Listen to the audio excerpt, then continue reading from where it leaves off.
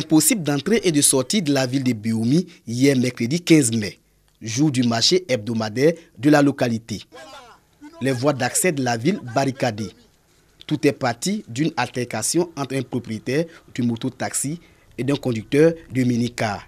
Les faits. On m'a appelé qu'il y a palabre au marché entre les apprentis et les mototaxis. Donc je voulais me rendre là-bas au commissariat pour aller voir ce qui s'est passé. En allant, j'ai croisé avec le commissaire. Il m'a dit non, maintenant il fallait qu'il y a palabre, là, ça élargit maintenant. Donc viens, on va partir, on va essayer de calmer. C'est les taxis motos, une histoire de gare. Les gens discutaient la gare. C'est notre gare, c'est pas votre gare, etc. C'est sur ça. Les affrontements entre ces deux corporations ont duré toute la journée. Bilan, plusieurs blessés à l'hôpital général de Béoumi, dont les cas graves, évacués au centre hospitalier universitaire du Boaké et d'importants dégâts matériels. Matin, je ne sais pas ce qui s'est passé réellement, mais je suis dans le marché, ils sont venus m'appeler qu'il y a eu par là. On n'est qu'à ramasser les trucs pour aller à la maison. On est parti, voilà, ils ont brûlé le dépôt qui est ici, là. C'est ma petite soeur qui est dedans, ils ont brûlé. Moi, mon magasin est dans le marché, je ne sais pas s'ils ont brûlé encore. On a vu, c'est vrai, des fusils de chasse avec certains, mais on s'est dit, entre nous, ils ne peuvent pas quand même tirer. Un coup, bon, il a déclenché, puis ça a pris 6 personnes. Voilà comment on s'est retrouvés là. Heureusement, pas de pertes en vie humaine. Les autorités administratives, politiques et coutumières appellent les jeunes au calme. Ce que je vais dire à mes enfants, ils n'ont qu'à se calmer. Là, on ne peut pas ranger. Tout le monde n'a qu'à laisser palabre. Les vieux vont se retrouver avec l'autorité. On va ranger. Je lance un appel vibrant à toute la population. Je demande aux chefs de quartier, aux présidents des jeunes, aux présidents des femmes de se calmer. De toute façon, c'est arrivé, mais on va s'asseoir et puis chercher la solution. Pour maintenir le calme, des détachements de la gendarmerie et de l'armée sont présents à Béoumi pour appuyer les forces de défense et de sécurité sur place. Hier à Béoumi, les commerces et écoles ont simplement baissé pavillon.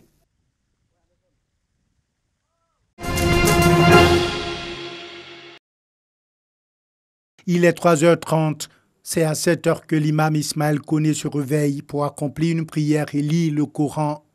Son épouse, Maï Koné et ses enfants le rejoignent pour les enseignements sur le sourd, le plat à prendre pour le jeûne.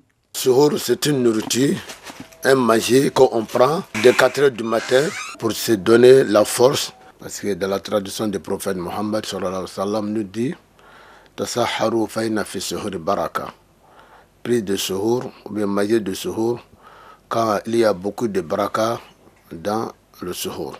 L'épouse de l'imam Koné et ses filles sont en pied d'œuvre à la cuisine. Il faut faire vite avant que les premières lueurs du jour ne pointent à l'horizon. Je suis en train de faire le saou pour l'imam et pour les enfants. Et aujourd'hui au menu, c'est le riz et la sauce claire parce que c'est ce que l'imam aime. Chez l'imam Koné, les enfants font l'effort de jeûner. Je gêne parce que je vois mes parents gêner, ça me plaît. C'est mon 7e jour que là. Je compte faire l'effort pour mettre tous les jours. 4h45, la famille Koné vient d'observer l'étape du sourd.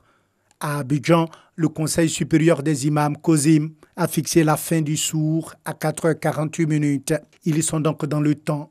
L'imam Koné et ses enfants se rendent à la prière de l'aube, Fajr, fixée à 5h20 à la mosquée Amina de Paillé-Cocotiret dans la commune d'Adjamé.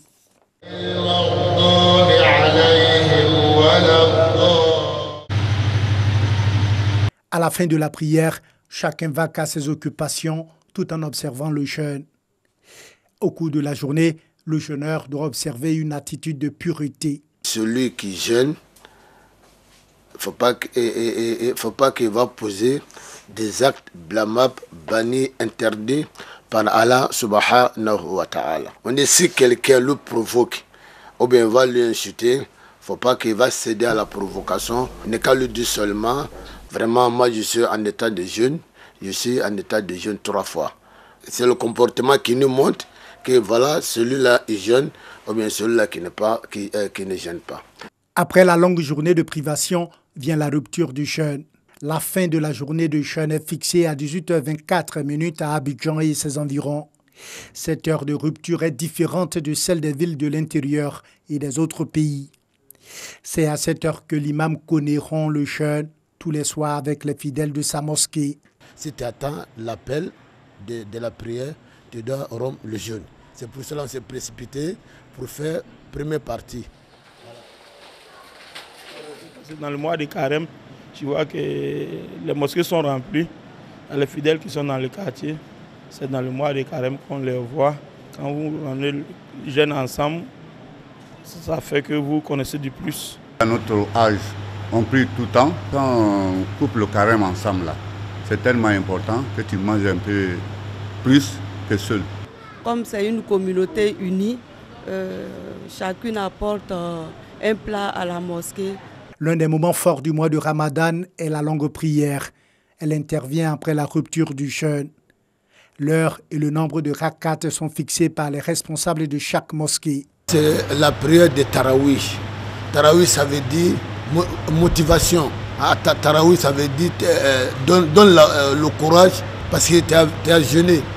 Maintenant, tu es fatigué. Pour venir faire du sport un peu, pour venir faire des mouvements, c'est là le prophète sallam dans son sunnah n'a qu'à faire 10 rakats. Le Ramadan est le 9e mois du calendrier lunaire et le 4e pilier de l'islam.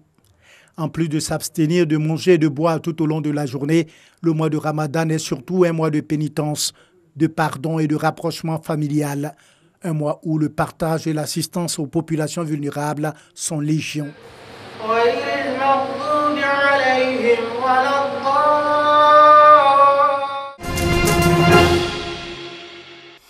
Les manifestants soudanais célèbrent l'accord d'une transition politique de 3 ans pour la mise en place d'un pouvoir civil établi à l'issue des discussions entre le conseil militaire et des représentants des manifestants. Cet accord doit préparer un transfert du pouvoir aux civils. Selon le général Atta, les 6 premiers mois de la période de transition de 3 ans seraient consacrés à conclure des accords de paix avec les mouvements rebelles de l'Ouest et le Sud du Soudan.